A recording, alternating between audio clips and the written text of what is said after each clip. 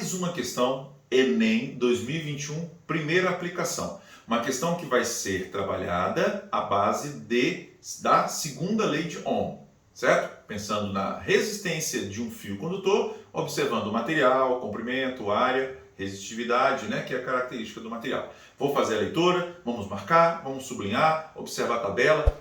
Sem pressa, não adianta ter correria, a organização e a paciência aqui é fundamental para você ir bem nesse modelo de prova. Me acompanhe na leitura, vamos lá. Cientistas da Universidade de New South Wales, na Austrália, demonstraram que em 2012 que a lei de Ohm é válida mesmo para fios finíssimos, cuja área de secção reta compreende alguns poucos átomos. Até aí, isso não faz muita diferença na nossa resolução, tá? A partir de agora da leitura, vamos começar a fazer as interpretações com mais propriedade.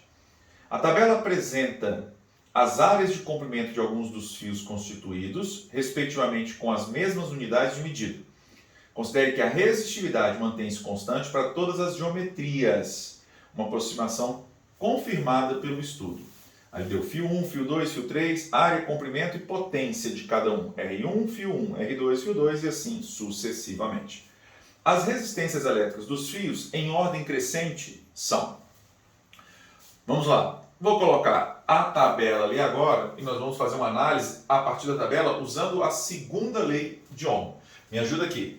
A segunda lei de Ohm diz o seguinte: a resistência elétrica de um fio depende do material que ele é feito, da sua resistividade, do tamanho do fio e da sua área de secção transversal, que me dá uma noção se o fio é mais grosso ou mais fino. Isso é muito importante para nós termos noção da fiação que alimenta, por exemplo, um chuveiro, e se ela tem que ser mais grossa ou mais fina, comparada, por exemplo, com a fiação que alimenta a rede elétrica, a tomada onde você liga a sua televisão. Isso é muito importante para o nosso dia a dia e o Enem gosta muito desses modelos de questões.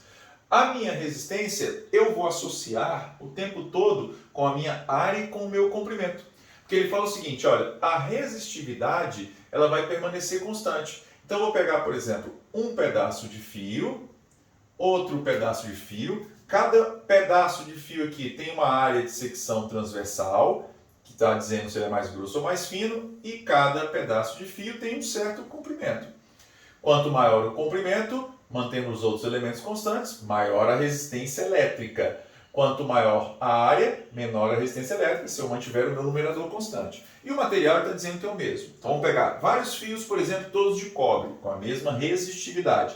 Vamos comparar isso e isso. Se eu passar esse cara para cá, eu fico com a seguinte relação matemática. Ó. A resistência elétrica de cada fio associado ao material que ele é feito é uma relação em que eu vou fazer a análise olhando para o comprimento e para a área. Ou seja, como a resistividade para todo mundo é a mesma, eu vou observar o R em função de L sobre A. Então eu vou pegar para cada elemento da minha tabela a razão L sobre A e vou fazer uma proporcionalidade em relação ao R1. Ou seja, o meu R1 ele vai depender da razão L1 sobre A1. Depois eu vou fazer L2 sobre A2. Vou fazer L3 sobre A3. Todas essas contas, vou observar os números e a partir desses números eu vou observar quem é maior, R1 ou R2 ou R3. Quanto maior a razão, maior a resistência, já que a resistividade, o material é exatamente o mesmo. Eu vou dar um tempinho para você fazer todas essas contas para nós podermos marcar a opção. Ok? Enquanto eu vou agilizar aqui, você termina as suas continhas. Vamos lá, 1 minuto.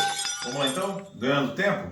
Quando eu fizer L1 sobre A1, pega na tabela 312 sobre 9, L2A2 47 sobre 4, L3A3 54 sobre 2 e L4A4 106 sobre 1.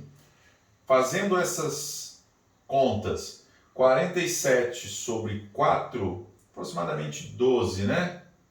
48 por 4 daria 12. 54 por 2, 27. 312 por 9, aproximadamente 35. E 106 por 1, 106. Ou seja, o 106 é maior do que 35, que é maior que 27, que é maior do que 12. Eu coloquei na ordem.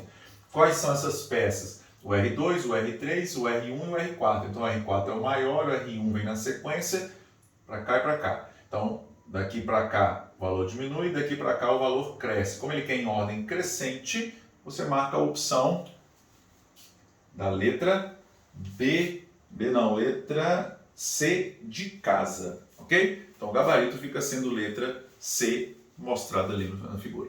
Ok, galera? Isso é a segunda lei de Ohm. Se você tem dúvida na primeira lei de Ohm, segunda lei de Ohm, corrente elétrica, circuito elétrico, associação em série, eletrodinâmica, potência elétrica, que é um assunto com muita recorrência no Enem, procure no nosso canal as playlists separadas de primeira lei, segunda lei, com teoria, exercícios resolvidos. Lá você vai ter uma sequência legal, bem didática, para você melhorar o seu desempenho.